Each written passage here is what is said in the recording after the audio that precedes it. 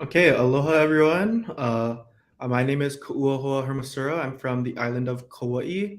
I am currently a senior at Menlo College, and I am the president of the Menlo College Pacific Islander Club. I am a native Hawaiian, and I brought on two people here today, and I'll have them introduce themselves. I think if My Mola'e wants to go name, first. yeah, I can go first. So my name is Mola'e Liwis, and I am from the Big Island of Hawaii. I was born and raised in Hawaii, and I am Hawaiian and also part Micronesian as well. Hi, I'm Tasi. My full name is Tasi Mai Sawa'ai Fa'alua Ina Tautatai Peters. But I go by Tasi.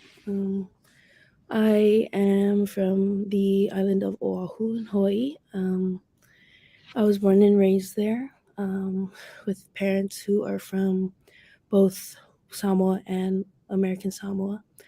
Um, and I am also a senior here at Menlo College, and I am also part of the board for the Pacific Islander Club as well.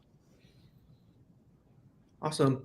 So today we're just going to talk about the Stop the Hate campaign and our I guess, relation to it as Pacific Islanders and how that relates to us. And that will just take us into the first question about what does hate mean to each of you?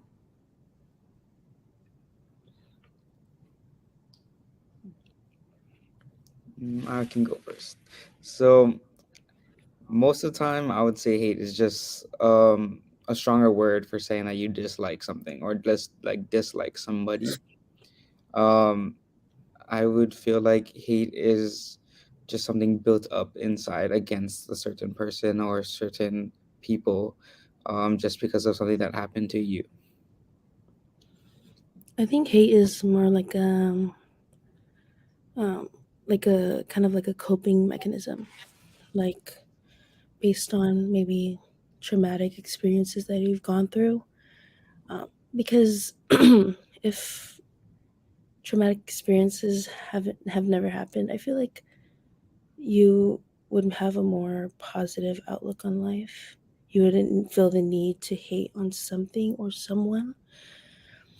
And yeah, that's what I feel like it is. Okay. And then I guess you guys sort of started to cover it, but what does hate mean towards like a group of people, or how do you see that, or like what would you relate that to, I guess? How would you define hate towards someone or a group of people? I would Um, say like hate towards like a group of people would kind of come from like a background. Like it doesn't just happen. It kind of just is like how could I say this? It's like coming from a moment that happened to you. So say like a group of people did something bad to you and now you just hate that group of people, and if they are like correlated with someone else or like a certain like ethnicity, you start to hate that ethnicity as well, thinking that they are the same. yeah, I agree with Mola'e. Like you're not just born with hatred. Like you learn it throughout your lifetime. Like for example, like racism. You're not born racist. You learn it from the environment that you're put in, how you were raised, and like you kind of sort of follow that path because basically we go in blind. Like we don't know anything, we don't know anyone other than the things and the people around us. So it's definitely the environment is a definitely huge like factor of how you perceive like a group of people. Yeah, I really like that answer because I agree that it's the environment that you come up in, and that's how you are filled with hatred or not. And that's why I think it's special to be like Pacific Islander because we grow up learning to love a lot of people and a lot of cultures, especially in Hawaii with so much people. So I definitely like that answer. Um, and then that leads me to my next sort of question. So, how do you react when you see hate or discrimination directed at like other people? Mm. Well, there was one time a few years ago, someone referred to me as Maui, which, well, yeah, they're non-Pacific Islander. Like, they don't really know much about Polynesian culture, so they said that it was a compliment, which I don't know if that would be a compliment or not, but um, I actually, to be honest, I didn't know how to react. I was just like, okay. Like, I've never really been discriminated against necessarily throughout my lifetime, so I still don't know the answer to that necessarily. So I don't know how I would react. Okay. And then while Molai answers, maybe I'll come back to that and think about like how you might possibly think of reacting now, and things you might say. But I'll let Molai answer first. For me, I feel that if I were to see something happening where people are hating on someone else, which I've seen, I've been in situations where people of like even just like the LGBTQ community or even just people of color being hated on because of what they look like. And for me, I was able to stand up to most of them because even if the roles were reversed, would they want it to be happening to them? Um, they really just don't know how it like feels, really, or they don't like understand the circumstances that their comments might be putting onto the person that they're hating on. So being able to stand in front of there and just kind of show them that like we also have feelings as well. Like it's not something where you can just say something to us and we won't be able to say something to you. And I've had friends say something back, or even they've like ended up in fights and everything about that. And a lot of the times like I would say the intermediate age or even high school age, discrimination is really like the foreground of why kids end up getting into trouble or getting into fights or starting fights as well. Oh, that's yeah, very insightful. I definitely agree, especially younger. A lot of fights. I just from what I've like realized, yes, there were some personal issues, but sometimes it was about like race or ethnic differences, and people would get into fights over that. So yeah. And then Tasi, I don't know if you had time to think about, but for both of you, I guess the question is sort of if there was hate or I like the term microaggressions as well because it doesn't have to be something big. It can be something small that is like geared towards you. How would you react to that? Or have you experienced that and in what kind of ways? Um, I feel like in Hawaii we always talk about like we about how like the world I guess is so sensitive today and how like people in Hawaii it's we're less sensitive because like we always make jokes about the the things like both big and small, but like when there's like jokes being made when like I'm out with my friends that I feel like is not appropriate to say, I'll be like I will tell them like, but can you like be quiet? Like it's not funny. And yeah, like they would be like they would give attitude back, but like at the end of the day, like they I hope that like they would realize like next time don't make stuff like that, you know. Yeah. I feel like going off of what Tasi was saying, in Hawaii, since we have so many different cultures in Hawaii, it's really easy to like just say things that would just be funny to us, but like in a different like scenery or background, instead of it being funny, it would be discrimination or it would be hurtful to some people who would have heard it, even if you weren't intending them to hear it. And I feel like just being able to have so much cultures in Hawaii, it's just hard when you go into a different type of like scene, like being from Hawaii and then going into someplace like San Francisco or even further like east. If you go into like, let's say for me, when I went to Kentucky, it was very hard because we would make jokes back home about like things that would happen like on the east side of the country. But when I like made those jokes there, everyone didn't understand it. And of course, it sounded racist at the time, and I like apologized for it. But like I wasn't able to see the difference from where I was there compared to where I would be at home. Yeah, definitely. Kind of going off of that, and Tasi talk. You both talked about your personal experiences, but have you guys ever had any other experience where someone said something that offended you, but you didn't say anything and like felt like you should have said something? Because this happens a lot, and it's not natural to speak out against when, especially friends say something.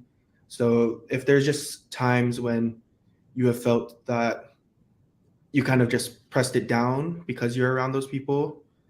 How did that make you feel? And like, if you want to talk about that.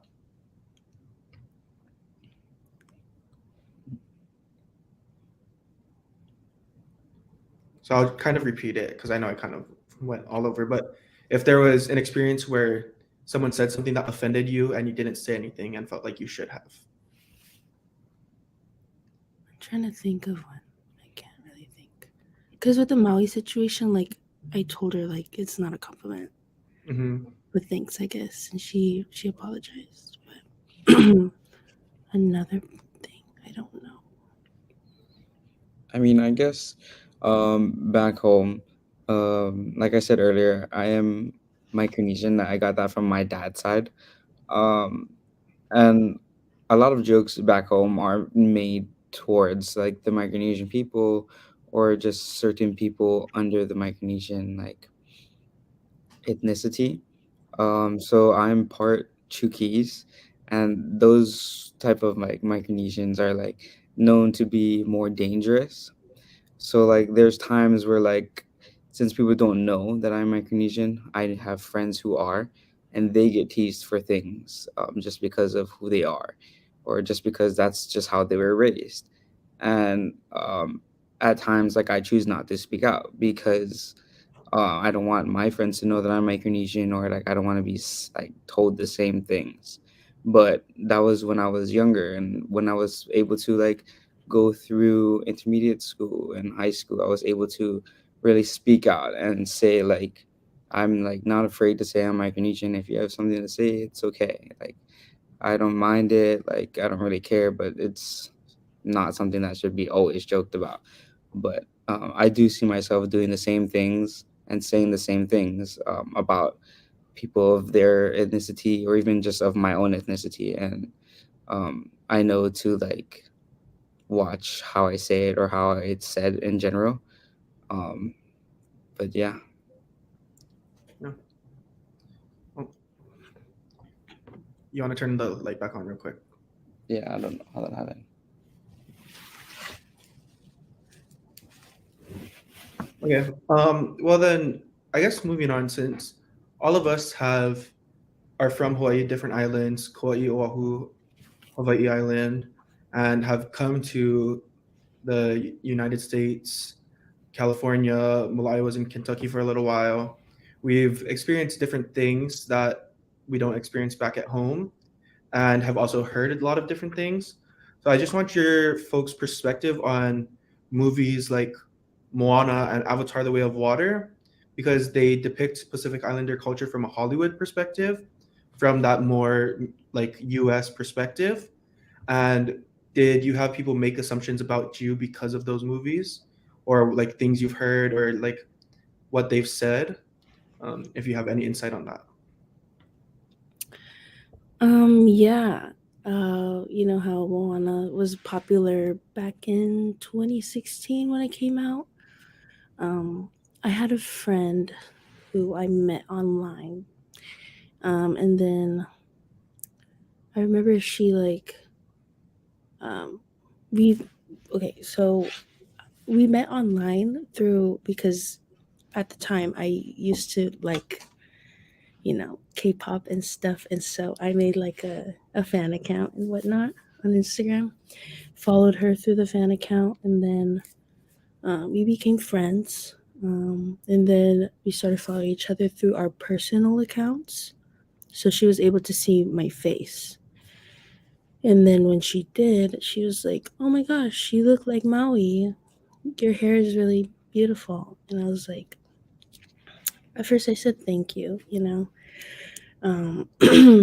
But when that movie came out, like a lot of other people would call me Maui because, I'm not the skinniest person in the world. And my hair is curly, it's poofy. And like at the time I was like I didn't know what to say, but like thinking back on it, like I realized like it kind of hurt my feelings in a way because Maui is a guy and I'm not a guy. Although Polynesians are perceived, even women are perceived as more like have like a more masculine kind of facial structure and body built, but it's still at the end of the day, it's still kind of hurt. So after that movie came out, I don't know. I still like the movie. I'm not gonna say I don't, but yeah. For me, um, it was like a assignment for us to go watch Moana, and then kind of critique it and see how we liked it from a movie standpoint. Just being in there, watching it, taking it all in, and then we had another rewatch, but this time going through um, the story based and the Hawaiian side of it, and just being able to relate to what we feel should have been corrected or what should have been changed so that others who um, are more of like Hawaiian based, who really like stick to the stories, like everything correct, and really just focus on having the aspects of the story be told correctly, like how they would like the movie. And we've like went back and forth bouncing off ideas, saying what we think should be portrayed as Maui, because yes, he was powerful and all that, but the way that they portrayed him was a little different than how they portray him in the books and the Mo'olelo and all those kind of things. So it's really just having to see what people think of our culture based on what we know about our culture. Yeah. Definitely. I think that will lead me into my next question of how like things that you've seen in media that you've liked about Pacific Islander cultures and you've disliked, because I actually last year took the literature of Hawaii class and did a or like a Hollywood analyzation on Pacific Islanders, and Moana definitely was a big one. Avatar had not come out yet, but the new Avatar definitely portrays parts of Pacific Islander cultures, like the Kalo, the like Lau Lau, uh, and then like the connection to nature, as well as like there's movies like Finding Ohana, and I can't think. I know there was a few others that like Doogie MD, of just like shows that were based in Hawaii as well. But we can just focus on the major ones of things you liked of how they portrayed the culture and things you maybe wish they did differently.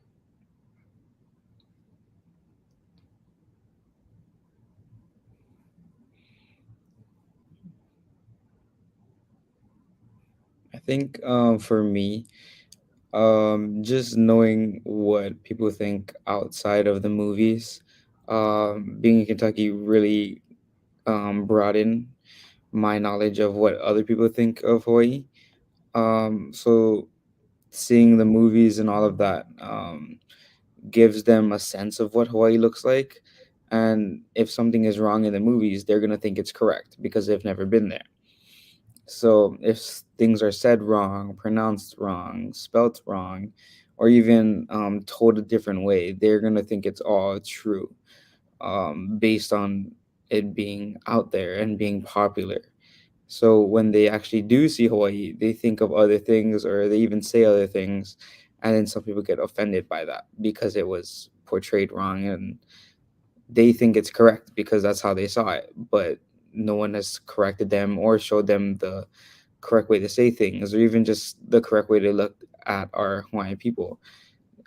They still think that we travel on like canoes just because they think the islands are closer than what it may be. I had to explain to them that we like use US dollars, we fly on planes, like it's not like how other places would be. We're not like completely international, but it's just what they thought it was because they weren't able to like learn about these things like how we were. They aren't able to like experience it as well because they're so far away from Hawaii. So it's really just having these things be correct, like movies, TV shows, even songs, just having the correct pronunciation or even just being told in the right way, or else whoever gets to see it might say it just how they see it and it might be wrong. We'll let Tasi turn on her lights.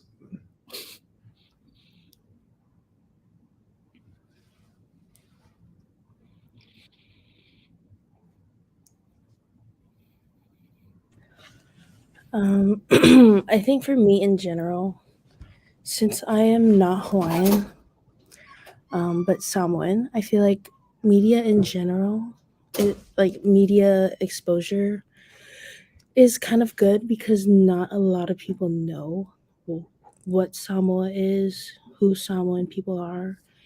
Some people don't even know The Rock is Samoan. People think he's Hawaiian, which is it's not bad.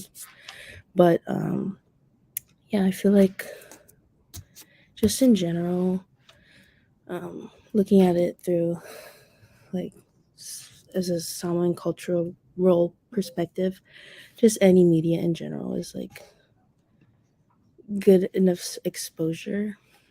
Um, like I saw like a video where these like white people, these white people like non-Pacific Islanders would try like foods from Polynesian islands, Mhm. and like Samoa was in it, and it was like very nice to like. It was fun to watch and stuff, Yeah. and like a lot of people were able to understand like what kind of foods we eat, and what our like the islands look like. Yeah, I think I also watched that same video, and it was really nice to see because we don't see a lot of those kinds of things. Especially, they got to try different Polynesian foods, like not only Hawaiian, not only Samoan, but there was a lot that I don't totally remember. But it was also amazing to see how they were like, "Oh, I actually like this one," and it was from like a smaller culture that's not represented as much as some of the other ones.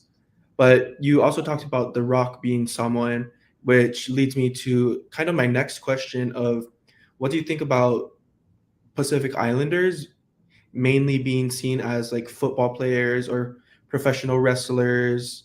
And what are your feelings to that? Because yes, it gives us visibility, but it's kind of stereotyping us into that one box at the same time that all of these Polynesians are big people that can wrestle or play football, and that we're also good at like not showing that we're also good at a whole bunch of different other things and we can do like anything else and not be categorized into those things.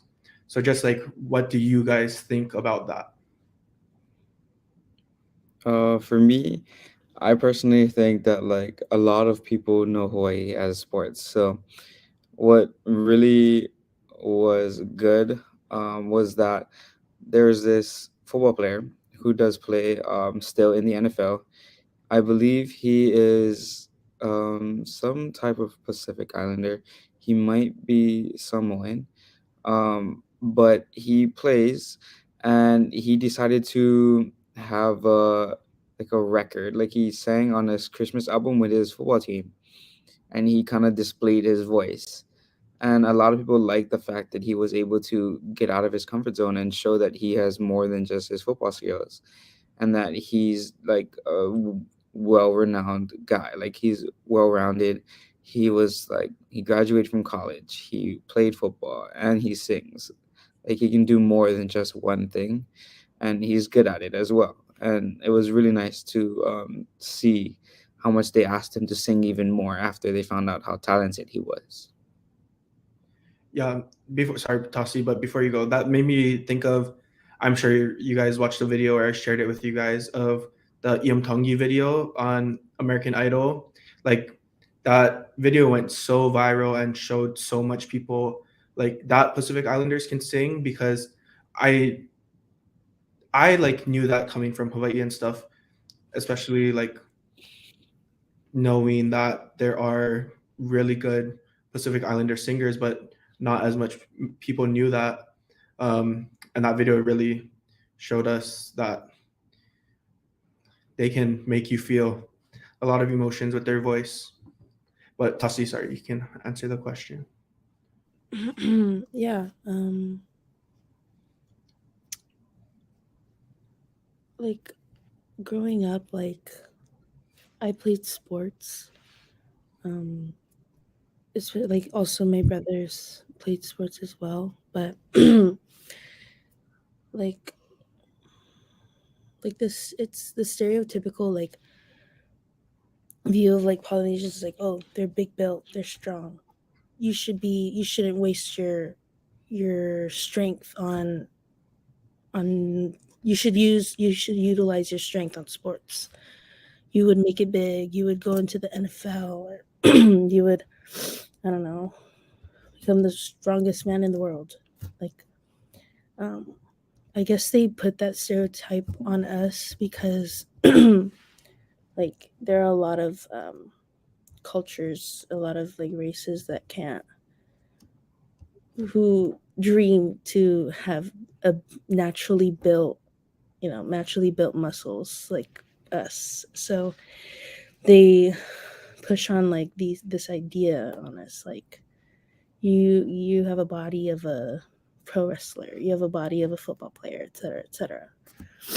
Um, so it kind of like when and that kind of like pushes onto the family itself, like in the sorry, like in the Samoan culture, like it's like family is based on three F's: family, faith, and football.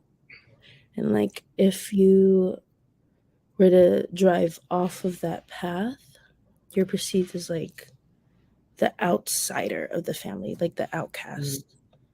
And it's kind of it makes it like kind of hard to like um to tell like your family like, oh, I want to pursue this instead of this. Like when I was younger, my dad put me in basketball ever since I was young, and like I was good up to like high school where I made varsity my freshman year. And like I was unhappy playing that sport, and I did not want to play it anymore. And I was super, super scared to tell my dad that because I knew he would be angry. And um, leading up to that, when I finally told him, like, I'm done playing basketball, I don't want to play this game, I don't want to play this sport anymore. Yes, he was angry for the time being, but um, eventually, like, it led up to like him being okay with it. Yeah, that's all I gotta say. Yeah, Yeah, yeah. no, Sorry. definitely. That's no, that's like thank you for talking about it because that's a really great point because a lot of the times our own people, our own family, uh, they empower the stereotype because that's what the rest of the world puts on us and perceives us to do and be, that they feel like if their kids aren't doing that, if their families aren't doing that, then they're not going to be successful. But as we're here to prove that's not true, and we can kind of be here to defeat that purpose and tear down the barrier to show that we are great in other ways and can do anything that we set our minds to because of our like culture and of the people we come from and of the support we have a lot of the time. And I think it's just interesting because, like you said, the families really push this onto people. And then, yes, this is how the rest of the world kind of perceives Polynesians to be these great athletes and everything. But sometimes when it comes down to it, when they finally do make it kind of defeats the purpose because then they're like, oh, well, he's Samoan. So that's why he's in the NFL because he's Samoan, you know? So it's interesting of how this stereotype boxes us in and then still manages to tear us down. Um, because we're being told to do these things, to become these things, to be this kind of person. And then when we finally do make it, we're not validated because we are that kind of person. Um, I don't know about you guys, but similar to Tasi, when I was growing up, I played almost every sport that there was available. And then at a certain point, when it came to football, like I was doing another sport in the same season, and I was like, I'm not as happy playing football as I am with my other sport, and I want to stop doing this to focus on the other thing. And I was scared to tell my parents at first as well because it had become such a big thing. But similar to you, it was we're able to like navigate it and work our way through um, and figure it out. But yeah, I don't know if you guys have anything to say about that, or I can ask another question. Um, I just want to add on that like it's kind of different from like what Tasi was talking about for where I was raised. So I was raised in Kilgaha, which is like a small part of the Big Island. Um, a lot of people really thought that where we were from, it was going to be harder to make it out, no matter what we did. Um, so they really kind of pushed you to really settle, um, like really master what you have. Like if you're really good at something, do it. Like they didn't even second guess you. They didn't even tell you no, don't do that. They really said, okay, if you want to do that, go do it. And then if anything happened, they would back you up or they would even push you harder. Um, I would say, especially like since we were so close in the community, it was pretty easy for all of us to know who we are. um, my friends, I grew up with them from when we were small children, and now we're like all over the place, all over the U.S. Kind of getting like bigger and bigger as like we talk right now. And some of my friends are about to be like professional baseball players. Some of them will soon to be a part of the NFL draft. And who knows if we're gonna make it or not, but we don't care. We're gonna do it until it takes us out. So my community has always been there, always telling us to go out for whatever we want.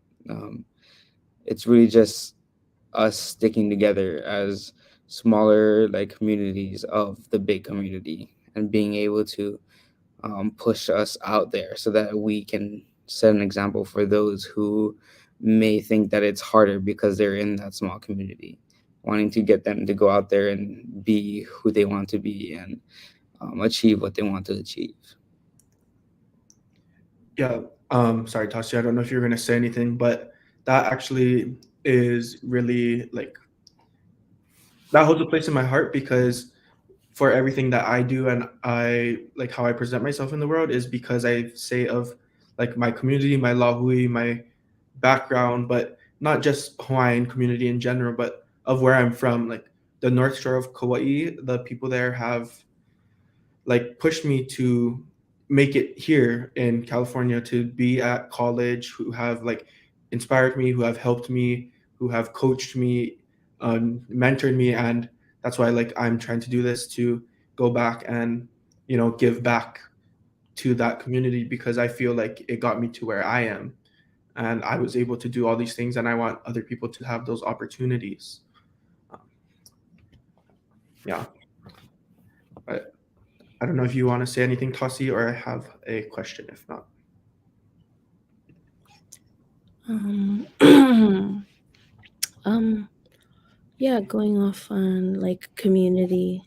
Um, I have 9 older brothers who, I used to follow throughout my entire life, and like that having that community like means a lot to me because they always give me an advice on like how like what I should do, like what path I should take, and like being that I'm like a senior, I will be the first person in my family to graduate from college out of all my other siblings, which is a huge thing. But yeah, having that support like from them really means a lot to me, and like I'm happy like I'm happy with the community that I currently have.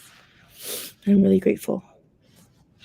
yeah, community is definitely a big thing in Pacific Islander cultures, and I think that's why we're able to make it and why we've been supporting each other more and more in the recent years. But you touched on being the first person in your family to graduate from college. I'm also going to be the first person to graduate from a 4-year college in my family. But just Pacific Islanders and schooling in general, like, do you think you're seeing a lot more Pacific Islanders in like higher levels of education? And did a lot of your classmates and people you know go to college? I'm just interested in that because I know a lot of people, like Mola'e said, we're going, like, especially around our age, are going into becoming these pros at sports or becoming these famous people or becoming, you know, in high level positions. So, just what are your thoughts on all of that?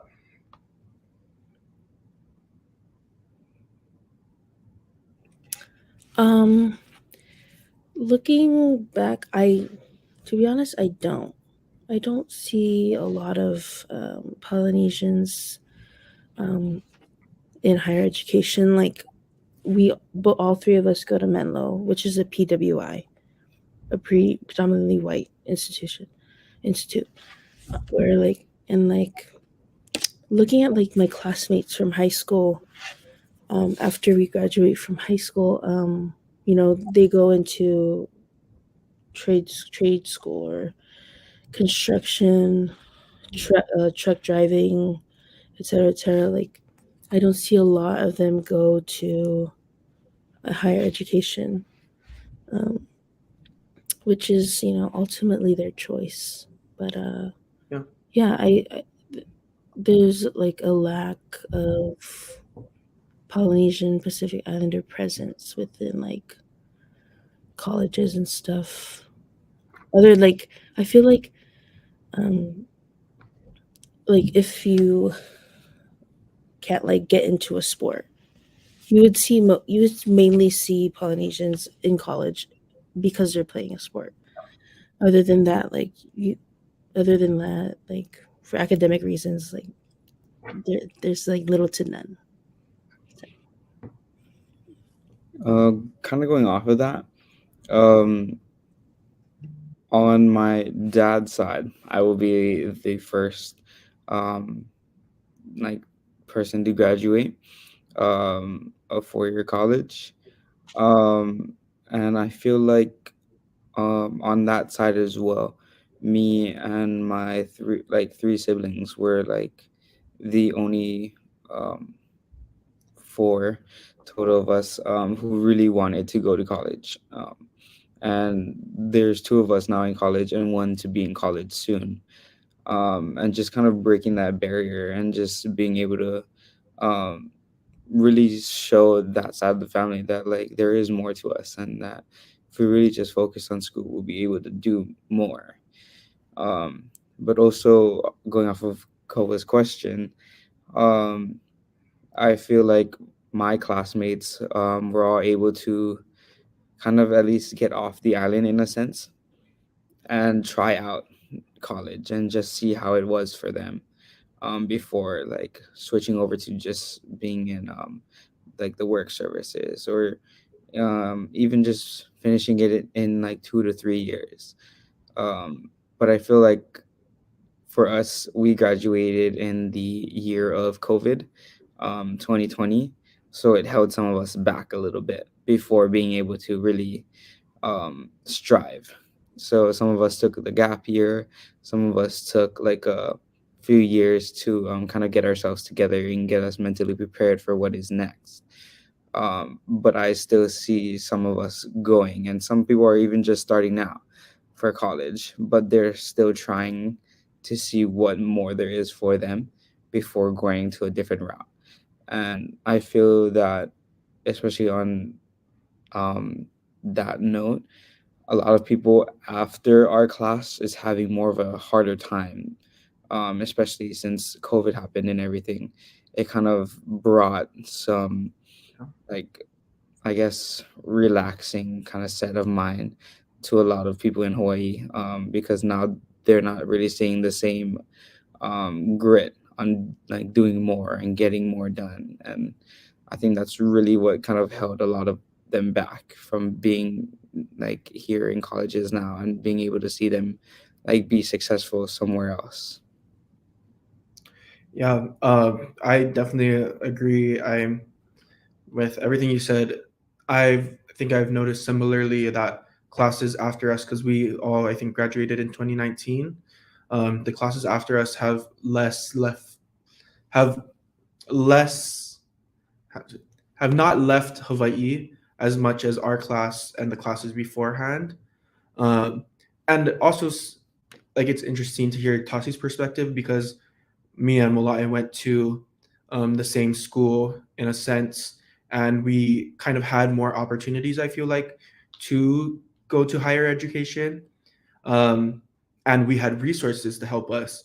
But uh, I'm kind of now interested in to hearing Tasi's story of how she ended up going to college, and because a lot of times, like you said, colleges bring in Pacific Islanders for athletics and not as much academics. And I know that some people, when even coming to Menlo, found that they got more scholarships for being on academics than they were originally brought for their athletic scholarship. So, how did you kind of find that, and what do you guys think about the resources and how to bring that to attention to Pacific Islander people? Yeah, in high like going to like a public school. I never honestly when the college we go to now. Um, I remember applying like very last minute because there's like a grant that we were given if we were to apply for being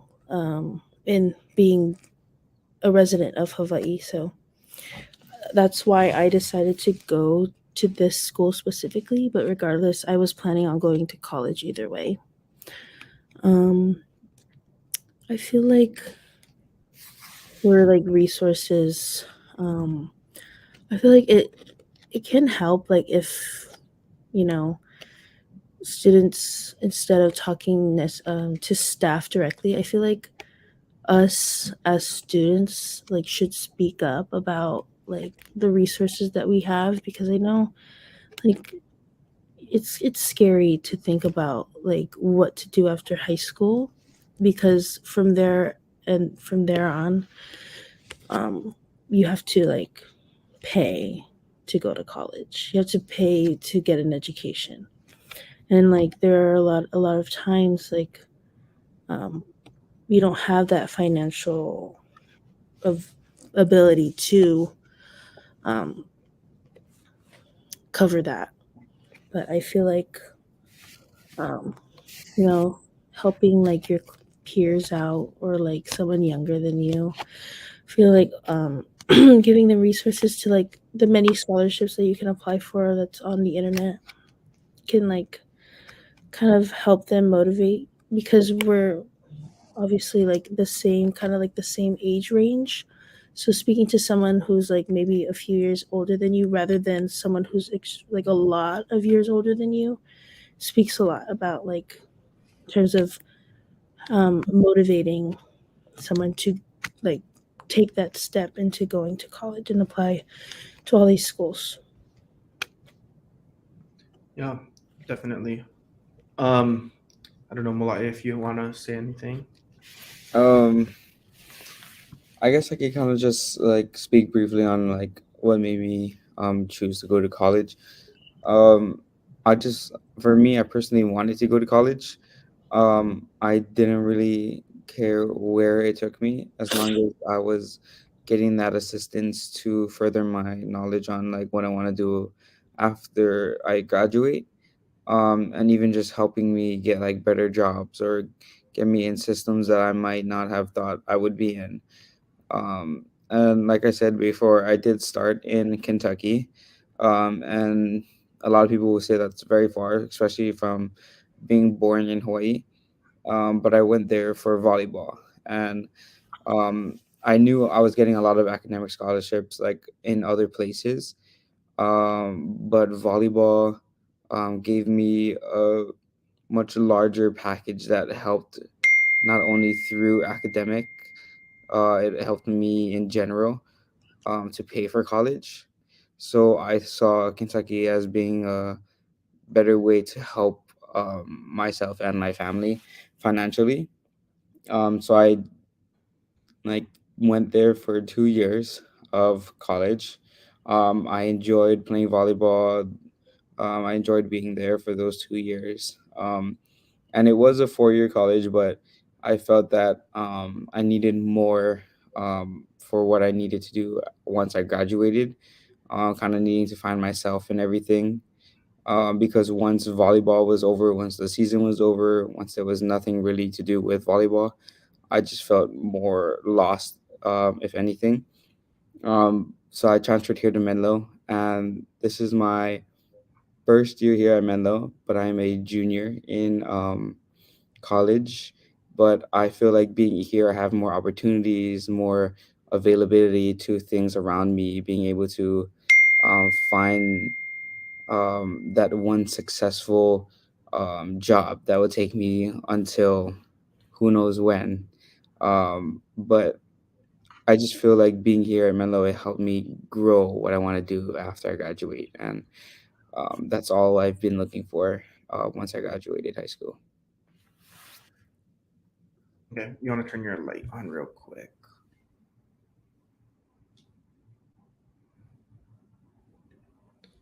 Um, okay, we'll start to wrap it up with, I guess, my two final questions. My first one being, how do you think people can show up as allies um, to Pacific Islanders or against hate and discrimination in general? I feel like sorry. I feel like maybe like supporting. There's a lot of businesses out there that are run by Pacific Islanders who don't really get that much attention. So I feel like being an ally would like you would help support like these local businesses that they run just to kind of expose them in a good light, um, in a positive light, and like kind of educating others.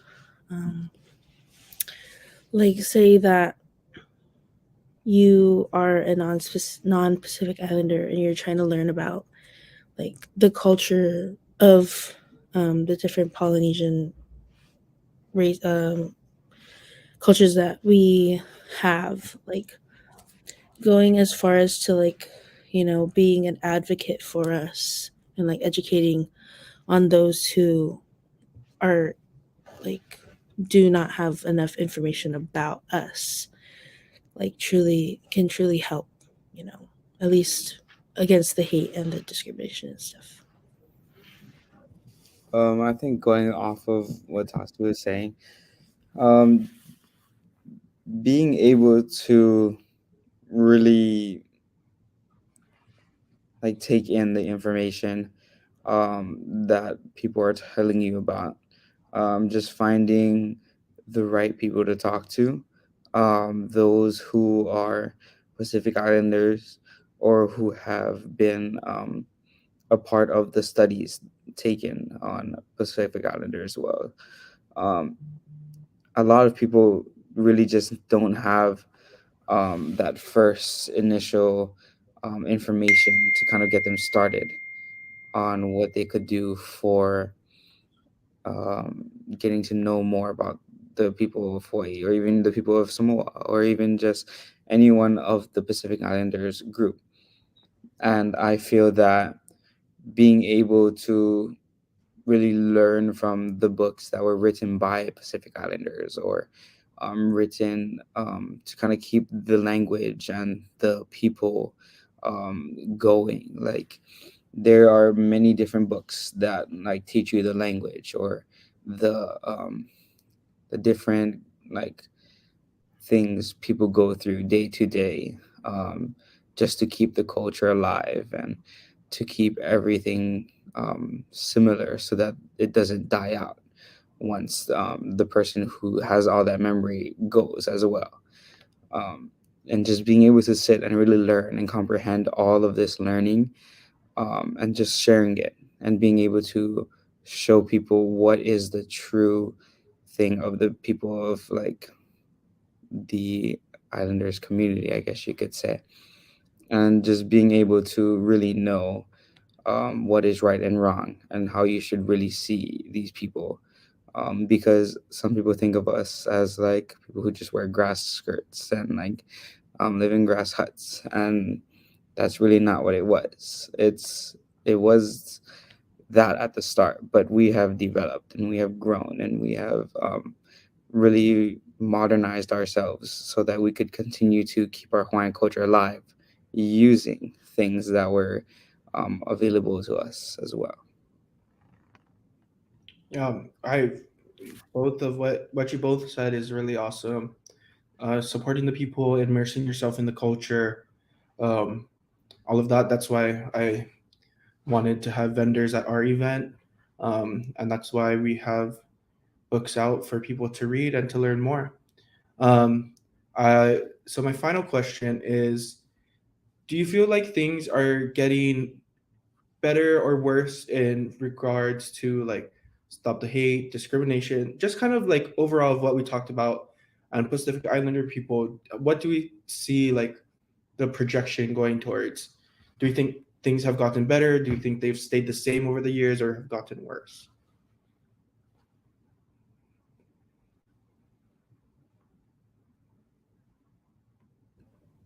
I feel that with certain cultures, it has gotten better. Some people are understanding more of different cultures. Um, I feel like for the Hawaiian people, when people come to like the islands, I guess we could say like the tourists who come to the islands. I have met some people who really are trying to learn the culture and who are really trying to understand um, what the Hawaiian people are and like who we are trying to express ourselves as. Um, and I've seen more people trying to really learn the culture and the people and the history. But there are still those people who are just coming and just taking and not really like appreciating the surroundings that they have in Hawaii or even just taking in the culture itself. They're kind of mocking it, but it's becoming more rare compared to what I've seen before. But I know for other ethnicities, it's getting worse. I know some people who are um, like getting things mixed up just because they think it's one culture, but it really is a different culture, and they think it's true or correct, and don't really take into account like what they could do to learn what is right or wrong.